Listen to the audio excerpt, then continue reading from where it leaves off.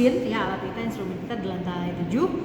Nah, pengolahan kita lakukan di lantai 6 ya. Jadi kita turun ke lantai 6, lalu kita buka software yang namanya QIP for Proteomics atau Proteogenesis QI for Proteomics. Buka. Jangan lupa karena datanya besar sekali, kita harus pindahkan dengan menggunakan external disk. Ya, kita copy manual external disknya. Setelah itu kita kopikan manual lagi ke komputer ini. Ya, karena datanya sangat besar, satuan per data itu bisa belasan gigabyte, ya, bahkan mungkin puluhan gigabyte. Jadi tidak bisa kita taruh ke drive atau kita upload ke cloud, itu tidak dimungkinkan. Oke, jadi pertama kita buka softwarenya, akan ada beberapa eksperimen yang sudah dilakukan mungkin oleh rekan yang lain begitu ya. Sebaiknya kita buka baru saja, new, kemudian kita beri tanggal hari ini, misalnya 4 Mei ya, 4 Mei 2026, 04/05/26. Kemudian kita tambahkan saja di sini misalnya nama sampelnya, misalnya E. coli digest. Terus keterangan lain yang ingin ditambahkan ya, biasanya mungkin trial atau semacamnya. Kemudian pilih data type yang profile data, lalu machine type-nya yang high resolution mass spectrometer, ini nggak usah diganti. Lalu eksperimen foldernya kita harus buat dulu, di mana nanti project ini kita simpan. Jadi kita bisa browse di sini. Biasanya kita ambil di D ya, karena D kapasitasnya cukup besar, local disk. Nah, di sini sudah ada beberapa project lain yang dibagi per bulan ya. Jadi karena sekarang bulan Mei, kita ikut di sini 2026 Mei. Nah, kita boleh buat folder sampel kita, misalnya kita punya sampel E. coli trial ya. Kita tulis di sini. Nah, nanti ini akan menjadi tempat penyimpanan project proteomics ini. Jadi kita bisa select folder E. coli trial. Nah, seperti ya. Setelah itu kita create eksperimen, nanti eksperimen ini akan disimpan di E. coli trial tersebut. Ya. Oke, begini tampilannya kalau kita sudah berhasil masuk ke dalam softwarenya. Jadi yang pertama yang perlu kita lakukan adalah mengimport, ya, mengimport data mentah kita, dan data mentah kita ini filenya adalah file waters. Ya. Tapi sebenarnya software ini bisa juga untuk misalnya kalau ada yang bekerja dengan LCMS dari Thermo, perusahaan yang lain ya, barangkali software ini bisa dicoba juga sebetulnya. Tapi alat kita waters, jadi kita pilih yang waters, kemudian kita import. Nah, ini tadi kita kopikan di mana data kita ya, karena ini kan data mentah yang kita bawa dari alat ke komputer ini. Katakan saya mau pakai yang E. coli digest yang saya coba running pada akhir April lalu, jadi saya pilih ini foldernya.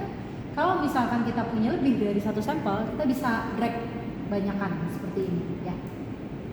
Shift, klik, itu bisa ya.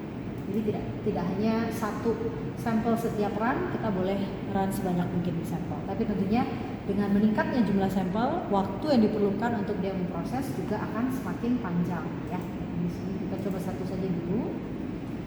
Nah, setelah kita pilih sampel kita yang mana, kemudian akan muncul log mass calibration seperti ini. Kita pilih perform log mass calibration ini oke ya.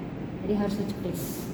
Dan masanya itu sesuai dengan masa Gluefit tadi log spray yang kita gunakan di instrumen ya. Biasanya udah langsung seperti ini, jadi tidak ada yang perlu diganti. Kita tinggal next saja. Ini juga kita tinggal next saja. Ini adalah caranya dia mengidentify peptides ya. Namanya adalah ion accounting yang dikembangkan oleh Waters juga kalau saya tidak salah. Jadi kita gunakan ini dan tidak kita ubah apapun di sini. Nah, ini yang bisa kita ubah ya. Jadi ada yang namanya threshold intensity ya, untuk mengoptimasi identifikasi peptidanya. Bisa ada dua metode. Pertama, kita mengupload FASTA file yang mengandung database protein kita. Misalnya untuk E. coli ya, kita harus cari dulu database-nya. Database-nya ini kita bisa peroleh dari Uniprot namanya ya. Jadi biasanya kita masuk ke website Uniprot seperti ini. Lalu pilih Uniprot KB, lalu kita cari misalnya kita punyanya sampel E. coli, maka kita cari E. coli ya. Nah, nanti akan keluar ini koleksi protein-protein E. coli yang terdata di Uniprot. Biasanya disarankan ambil yang reviewed ya. Kecuali kalau memang spesies ini masih belum banyak orang pelajari, jadi yang reviewed itu sedikit sekali ya. Dalam hal itu kita bisa saja coba yang unreviewed juga. Ya biasanya unreviewed ini pasti lebih banyak daripada yang reviewed. Nah kalau equal ini sudah banyak yang reviewed, jadi kita klik reviewed, lalu kita download di sini ya. Download. Kalau kita klik download di sini, nanti ini yang akan muncul. Kita pilih dalam bentuk FASTA saja ya, dan jangan dikompres. Setelah itu nanti kita download. Setelah di download, nanti kita akan peroleh file FASTA. Bentuknya kira-kira seperti ini ya, database. Ini database yang lain. Jadi proteinnya apa, organismenya apa. Ini Channa striata ya, kebetulan kita lagi coba run sampel ikan gabus dari klien. Ini adalah database. Jadi ada protein misalnya alamin glioksilat aminotransferase. Ini dia sequence-nya. Sampai banyak sekali ya, tergantung yang ada di database. Nah, yang dilakukan oleh Progenesis itu sama dengan yang kita lakukan di lab, tapi secara in silico. Jadi database ini diambil, nanti dia digest, dalam tanda kutip ya. Dia potong-potong berdasarkan daerah pemotongan tripsin. Setelah itu, setelah dipotong-potong, berarti kan dia punya koleksi peptide. Lalu dia lakukan ya seperti MS yang kita lakukan juga. Dia tentukan masa-masanya, termasuk juga fragmen-fragmennya kira-kira apa. Nah, setelah itu dia akan cocokkan data digest dan MS dia dengan data kita yang real, yang di lab. Kalau misalkan cocok, maka nanti akan diputuskan bahwa peptida ini ada, protein ini ada, gitu ya. Jadi kalau misalkan ada sampel yang gagal, misalnya kita ingin ada protein X tapi tidak muncul, itu penyebabnya bisa dua, tidak ada di database atau tidak ada di sampel kita. Karena dia harus mencocokkan dua hal ini, ya. Jadi kalau gagal belum tentu sampelnya yang bermasalah ya, harus cek database-nya. Bisa juga kalau kita sudah tahu sequence-nya, kita kopikan saja seperti halnya kopas teks biasa. Karena ini kan FASTA kita buka di Notepad kan. Notepad kan kita bisa edit. Ya. Jadi kita bisa tambahkan sequence-nya manual, itu juga bisa. Oke. Nah, setelah itu kita load di sini, tentu kita harus load yang bersesuaian ya. Misalnya kalau E. coli, maka kita cari database yang E. coli, rasanya ada di bulan lalu. E. coli, ada database-nya. Kalau belum ada, kita bisa cari di download ya. Tadi yang kita download itu masuknya ke folder download. Nah, ini filenya file FASTA file ya. Nah, ini yang E. coli. Kita bisa pilih E. coli seperti ini. Ini pilihan yang pertama ya. Kita bisa atur threshold-nya dengan mengupload FASTA database kita. Pilihan yang kedua, kita bisa specify threshold secara manual. Biasanya low energinya tetap 250, elevated energinya bisa kita turunkan supaya dia bisa mendeteksi sinyal-sinyal yang lemah ya. Biasanya ini bisa 30 atau 50 ya. Tapi biasanya kalau saya lebih suka dengan database. Jadi kita kayak apa saja. Lalu kita klik next. Nah, ini untuk memberikan informasi mengenai mau dimulai dari waktu elusi berapa sampai berapa. Karena bisa jadi waktu elusi kita itu terlalu panjang. Jadi ada daerah-daerah yang tidak ada sinyal. Ya, kalau nggak ada sinyal, ya untuk apa dianalisis kan sebenarnya begitu ya, terutama di awal dan di akhir ya. Jadi kita bisa definisikan, oh puncak saya itu cuma ada dari waktu sekian sampai sekian. Tolong yang di luar waktu itu nggak perlu dianalisis supaya dia bisa lebih cepat bekerjanya kan. Tapi kalaupun tidak diisi tidak masalah ya. Jadi dia akan mendata termasuk juga hal-hal yang sebenarnya tidak relevan dengan tidak. Tapi kalau kita tidak definisikan, dia akan data semuanya. Ya. Oke. Nah ini informasi tentang importingnya, ready to import, lalu kita klik import. Nah nanti importingnya itu akan muncul di sini ya. Dan proses ini bisa cukup lama ya, bisa cukup lama. Jadi biasanya kita import lalu kita tinggal untuk mengerjakan aktivitas lain, lalu nanti kita kembali lagi untuk melihat apakah importingnya sudah selesai ya. Nah saya mau tunjukkan E. coli yang sudah selesai. Jadi kita bisa buka project E. coli yang lain ya. Nah ini kalau sudah pernah ada project kita tinggal open saja ya. Jadi memang karena filenya besar, prosesnya itu cukup lambat ya. Mungkin satu hari itu bisa nge-run itu paling 3-4 project ya. Makanya kita sangat terbantu dengan TeamViewer. Jadi kita bisa kerja dimanapun. Jadi kita bisa lanjut ke lab lain atau bahkan pulang ke rumah, nanti kita pantau dari rumah itu dimungkinkan. Oke? Nah, jadi setelah kita import nanti tampilannya begini kalau dia sudah berhasil diimport. Ya. Nah, kalau sudah berhasil diimport akan muncul titik-titik ini. Ini titik-titik yang merupakan pertanda baik ya, karena ini adalah sinyal. Ya. Nah, ini sumbu X-nya adalah amperzz. Amperzz ini dari spektrum massa. Ini adalah retention time. Jadi sumbu X-nya adalah hasil amperzz atau hasil spektrum massa. Sumbu Y-nya yang ke bawah adalah waktu retensi. Ya. Jadi kalau ada banyak titik, artinya kita punya banyak spesies yang terdeteksi dalam pengujian sampel ini. Oke? Nah, saya coba perlihatkan dulu saja hasilnya bagaimana sebelum kita lakukan automatic processing. Karena kalau kita lakukan automatic processing nanti akan butuh waktu lagi. Jadi yang perlu kita lakukan itu setelah importnya berhasil, kita perlu klik di sini Start Automatic Processing. Ya. Tapi itu juga akan membutuhkan waktu yang lama. Jadi untuk sekarang saya coba skip dulu. Ini nanti kita bisa restart. Ya. Katakan kita sudah selesai automatic processingnya, maka tampilannya seperti ini. Ya. Kalau di sini sudah restart, ini berarti dia sudah selesai melakukan processing.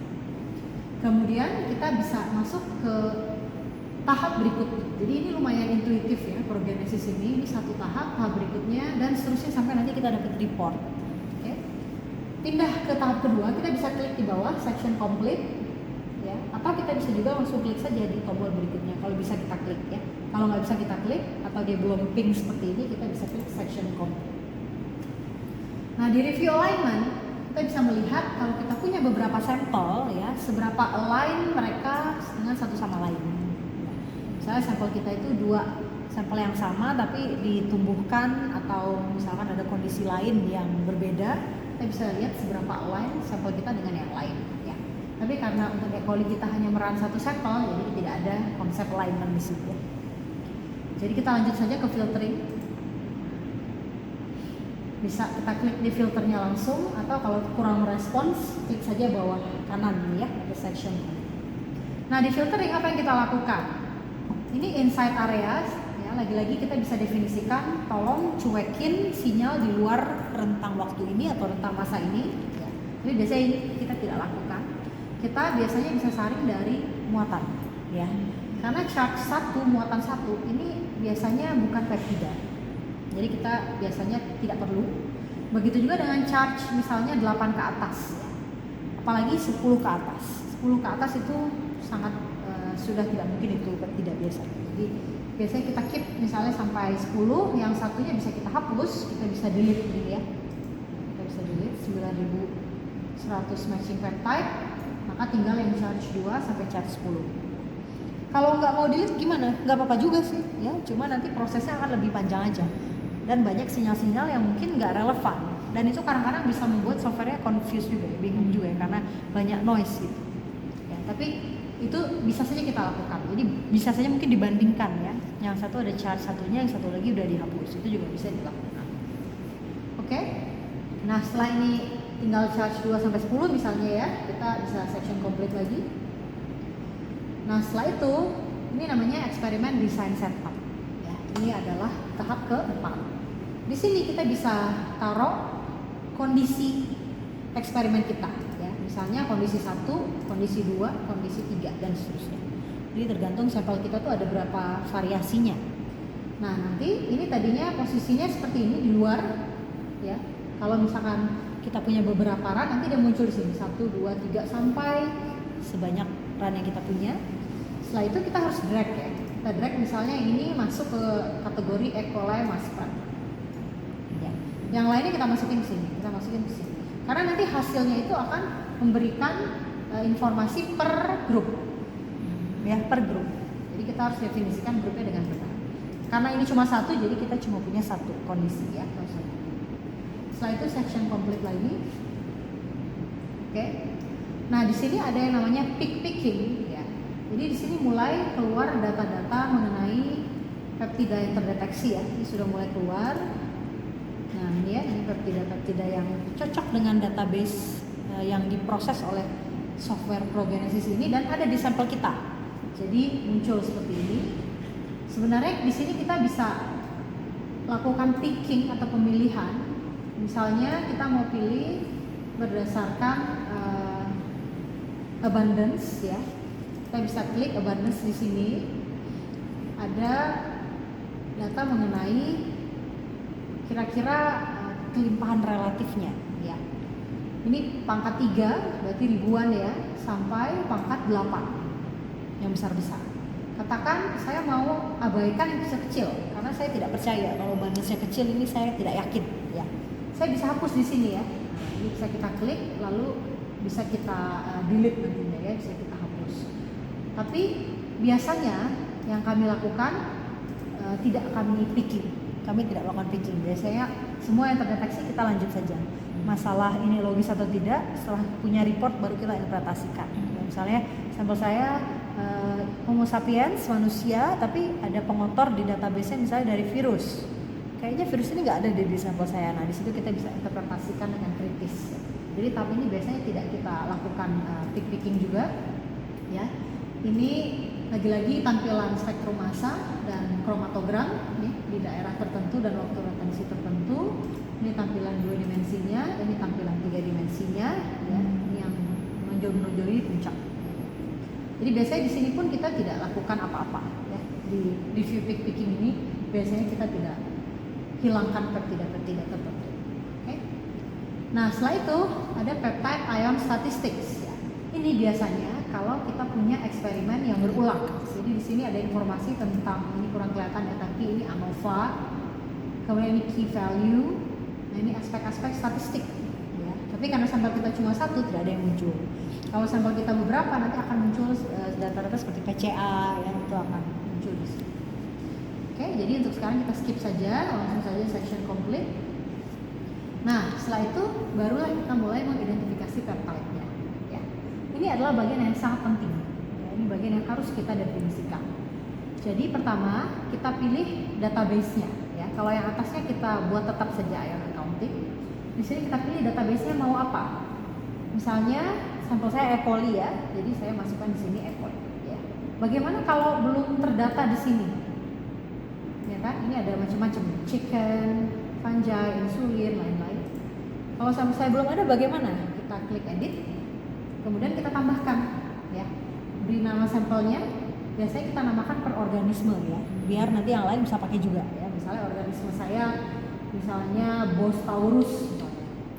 Ini kalau nggak salah sapi ya, dan kawan-kawan. Ini Bostaurus. Nah dari Uniprot, nah di sini locationnya itu nanti yang sudah di-download. Kan kita harus download dulu Bostaurus database. Nanti kita pilih ya. Contohnya kayak gini, ini random aja saya pilih. Nah nanti muncul begitu. Ya. Kalau mau disimpan, save. Ya. Nah, saya tidak mau simpan, saya cancel. Harusnya Bostaurus tidak tersimpan. Oke. Jadi kita bisa coba E. coli seperti ini. Nah, lalu kita harus definisikan tadi di digestnya pakai apa enzim kita, biar software juga akan mendigest dengan enzim yang sama. Ya. Biasanya kita pakai trypsin. Ya. Lalu kita definisikan juga, kita kasih toleransi ke softwarenya, ya itu boleh miss, tidak terpotong, itu berapa daerah pemotongan. Maksudnya gimana? Trypsin itu kan memotong di R atau K. Kalau kita bilang miss cleavage 3, nanti dia akan hitung juga R, oke masih terus R sampai ada 3 R. Masa itu masih akan dia perhitungkan, ya. Tapi kalau kita buat 0, kalaupun nanti dia mendeteksi masa yang R kelewat lanjut, ini kan ada masanya pasti lebih besar kan? Masa ini nggak akan dianggap, karena kita kasih tahu dia tolong 0 cleavage, ya. Jadi kalau digestnya 100% berarti kan harusnya 0. Tapi realnya kan 0 ini sepertinya tidak mungkin ya, pasti ada yang miss. Jadi biasanya kita set 2 atau 3. Misalnya di sini saya pilih 3. Kalau digestnya tidak berhasil dengan baik, nah ini bisa sebenarnya sampai 9 ya. Nah, tapi biasanya kalau digestnya berjalan dengan baik itu 2 atau 3 itu cukup. Kemudian protein paling besar berapa ukurannya? Untuk E. coli 250 biasanya, untuk organisme yang lebih kompleks kita bisa taruh 500 ya, seperti manusia kan. Lebih kompleks kita bisa taruh 500. Jadi E. coli 250 kilodalton maksimal. Kemudian modifikasi apa saja yang mungkin terjadi? Ingat bahwa dia itu mencari massa. Nambahin satu hidrogen aja itu akan beda massanya, karena dia udah nambahin massa. Jadi kita harus kasih tahu, kira-kira tolong cari kemungkinan-kemungkinan yang massanya bisa berubah. Contohnya di ujung N terminal, ya ujung N. Ini mungkin terjadi asetilasi. Jadi kita kasih tahu. Kamu cari juga ya ujung N-nya, bukan ujung N yang biasa-biasa aja, tapi juga cari ujung N kalau dia terasetilasi. Berarti ada massa tambahan dari gugus asetil. Ya. Kalau ini bisa jadi bisa enggak, maka kita pilih V, variable modification. Jadi nanti dia cari semua, dia cari yang ada, dia cari yang enggak. Ya. Begitu juga dengan oksidasi M. Apa itu M? M itu metionin. Ya.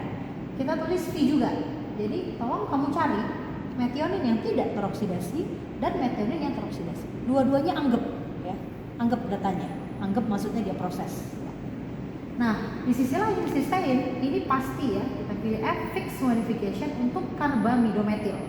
Karena dalam proses digest kita itu sebelum dia dipotong dengan tripsin, ikatan disulfida cysteine itu mesti dipotong dulu, ya, dengan cara direduksi. Supaya ikatannya tidak nyambung lagi, kita lakukan masking atau penopengan. Nah, agen penopengnya itu adalah karbamidometil. Kemudian parameter toleransinya biasanya tidak kita ganggu ya, dibiarkan auto saja. Ini harusnya 10 ppm dan 20 ppm, yaitu udah settingan autonya, jadi tidak kita ganggu. Lalu FDR ini false discovery rate, ya. Kalau kita mau ketat, kita bisa kurangi hingga 1%. Apa artinya FDR? Di antara 100 itu ada kemungkinan satu yang salah, berarti ketat, ya.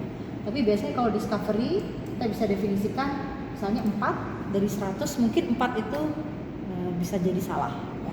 Dan ini biasanya bisa diterima asal kita beritahukan aja, kita definisikan bahwa FDR-nya 4%, ya. Nah, selanjutnya yang penting adalah ion matching requirements, ya. Untuk menyatakan bahwa protein itu ada, dia harus mendeteksi setidaknya 1 peptida. Oke, ini kan sangat rileks berarti ya. Ini batas minimum. Tapi kalau fragmen, untuk menyatakan protein itu ada, setidaknya ada 5 fragmen. Oke. Peptida, untuk menyatakan adanya peptida tersebut, setidaknya ada 2 fragmen. Contoh peptida nadia. Dia mesti ketemu NAD dan dia. Kalau NAD saja, dia nggak akan bilang ada nadia. Dia butuh 2 fragmen, NAD dan dia. Ya. Protein dia butuh 5. Katakan proteinnya itu misalnya nadia intan, ya. Dia butuh 5. Dia butuh NAD, dia, adi, intan. Gitu. Kalau ada 5, baru dia bilang protein itu ada. Oke? Kalau nggak ada 5, misalnya cuma 3, 4, maka dia tidak hitung protein itu sebagai hit, ya. Jadi dia tidak anggap protein itu ada, ya. Apakah boleh kita tulis satu-satu? Berarti kan rileks sekali, asal ada kayak fragmen itu deteksi. Bisa saja kita lakukan, tapi biasanya hasilnya jadi kurang akurat, ya. Jadi batas normal itu adalah 2, 5, dan 1. Ya, ini batas yang masih bisa akurasinya kita terima. Nah, setelah ini kita set, lalu biasanya kita bisa pilih search for identification, ya, supaya nanti dia mulai mencari peptida dan protein yang bersesuaian. Jadi search for identification. Tapi karena ini sudah dilakukan, kita langsung saja ke section complete.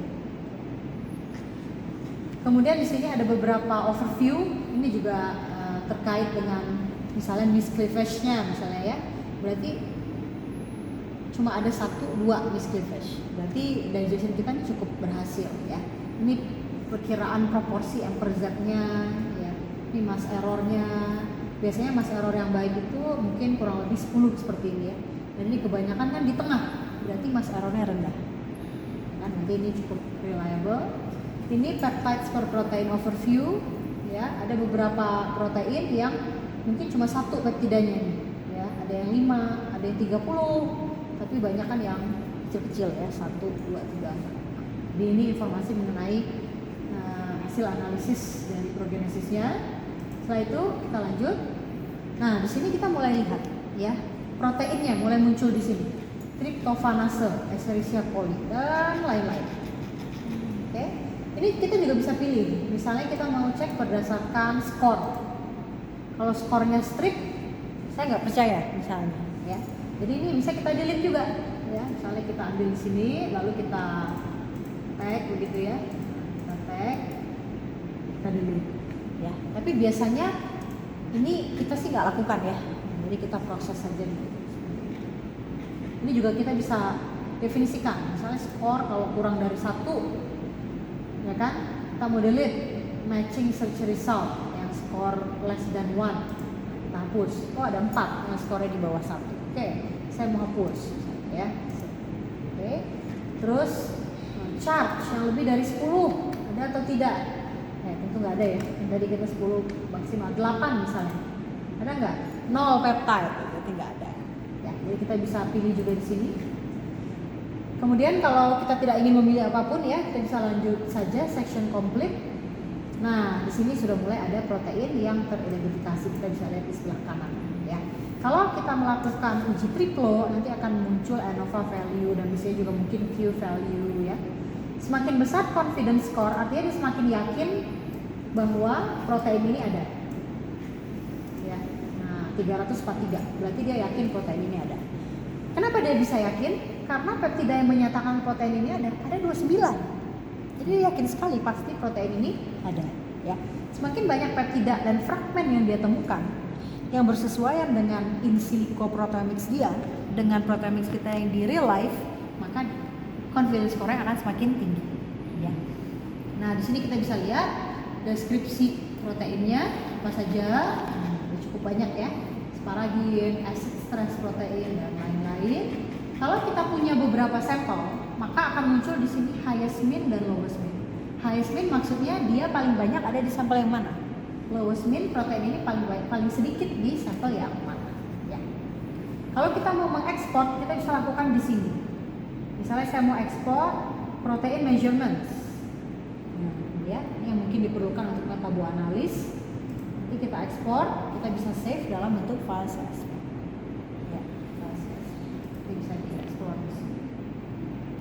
Kemudian kalau ini sudah, biasanya kita tidak ganti ya untuk relative quantitation-nya, kita tetap saja pakai high end sesuai dengan yang disarankan oleh Progenesis, tidak kita ganti. Kalau mau ekspor peptida juga bisa. Jadi di sini datanya akan kita peroleh dalam CSV. Setelah itu kita lanjut ke bagian protein statistik. Nah, ini nggak ada yang keluar juga karena kita cuma punya satu sampel. Ya. Tapi kalau ada beberapa akan muncul data-data statistik. Tapi untuk protein sekarang ya. Kalau tadi untuk peptida, ini untuk protein. Terakhir kita sampai ke report. Biasanya untuk report kita tidak mau lihat data processing dan eksperimen, cukup run dan protein report, protein details, peptide ion table dan peptide ion details. Kalau kita klik create report, kita bisa save, biasanya di D saja ya. Poly, trial, misalnya kita beri nama, lagi-lagi tanggal hari ini, kemudian sesuai contoh kita, misalnya trial, maka dia akan membuat reportnya dan ini dalam file HTML, ya. Dalam file HTML, sehingga kita bisa buka di misalnya Chrome atau Edge. Ya. Nanti kalau sudah selesai, kita bisa lihat datanya. Mungkin sambil menunggu ini saya buka data yang lain ya. Nah, ini contoh, sudah. Ini E. coli digest trial kita. Nah, nanti keluar data seperti ini. Accession ini yang ada di database Uniprot ya, kode yang di database Uniprot. Dari sini ada 29 peptida yang dia deteksi, maka skornya tinggi sekali. Ya. Karena sampel kita cuma satu, faultnya cuma satu. Fault ini artinya kali lipat. Dia ambil dari sampel di mana protein ini terbanyak dan tersedikit. Itu berapa fold perbedaannya. Oke. Ini proteinnya, tryptophanase dari E. coli, glycerol kinase dari E. coli dan seterusnya. Oke. Ini adalah average normalized abundances yang di kanan atas, ini menyatakan jumlah relatifnya. Dan ini sudah terkoreksi ya. Jadi kalau kita punya 10 sampel, jumlahnya itu sudah menyatakan variasi dia di 10 sampel. Jadi kita bisa gunakan data ini untuk membuat heat map, ya, membuat misalnya volcano plot dan seterusnya.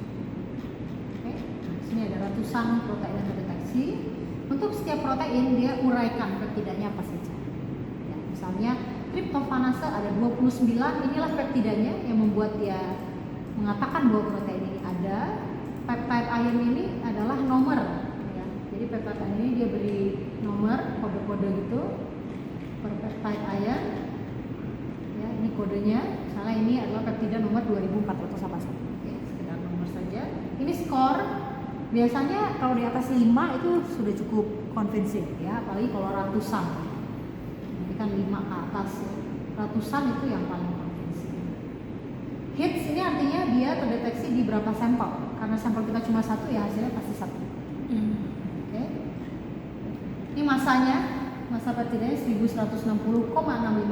Perhatikan 4 angka di belakang koma, ya. Jadi dia sangat sensitif. Kemudian charge-nya 2, 3, ya kita bisa lihat 4, yang satu sudah kita hapus tadi, jadi tidak ada.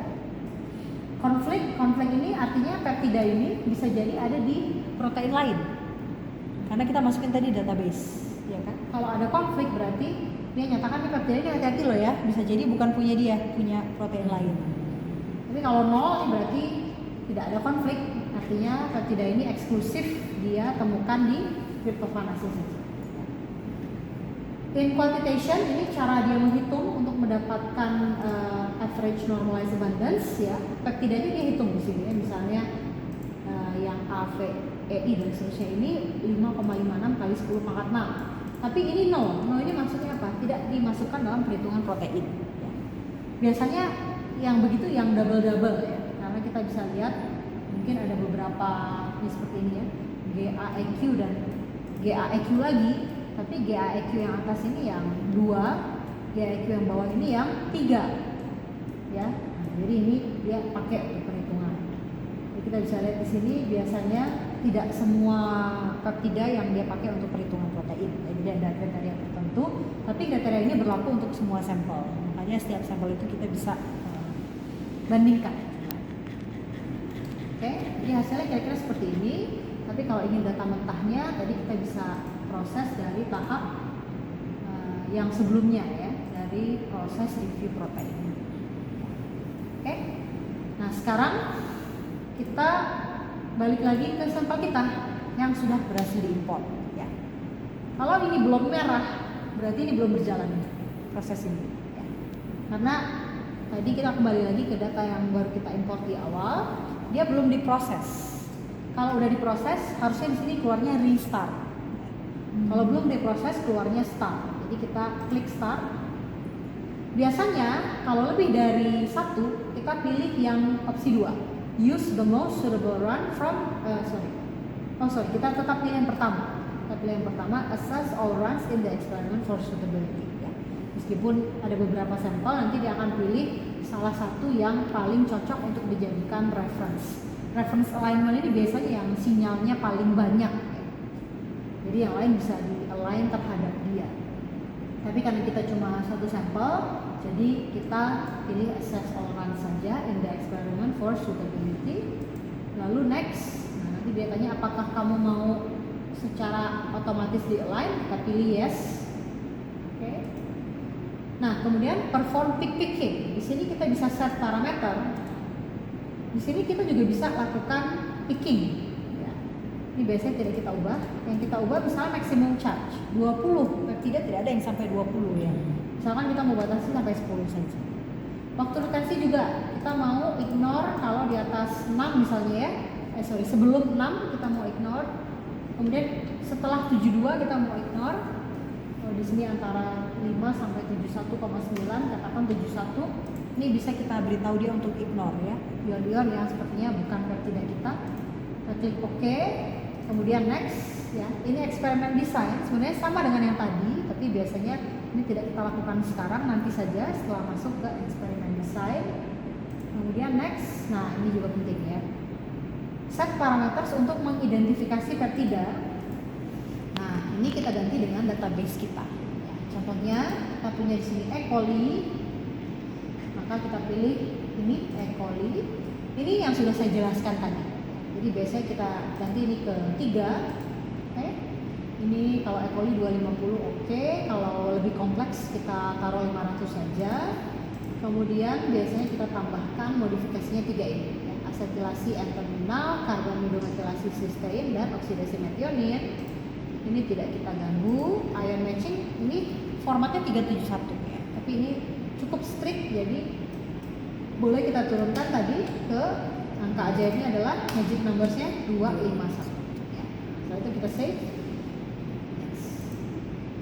Ini metode untuk kuantitasinya ya. Kuantitasinya itu kita tidak ganti, kita pilih saja number of namanya high end ya.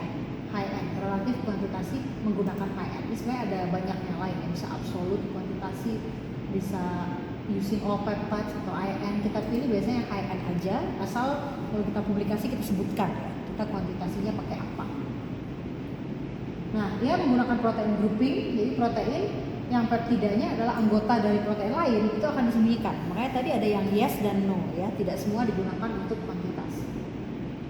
Finish. Nah, lalu dia akan run seperti ini ya. Kalau sudah muncul begini, artinya dia sedang processing, dia sedang pilih puncak-puncaknya, dia sedang identifikasi peptidanya, dan dia sedang melakukan kuantitasi protein. Ini pun dapat berlangsung cukup lama ya, karena dia harus cocok. Kalau ini sudah selesai, maka tampilannya nanti akan seperti yang baru saja kita bahas ya. Kalau ini sudah selesai, nanti akan muncul seperti ini. Setelah itu kita tinggal next untuk ke tahap berikutnya.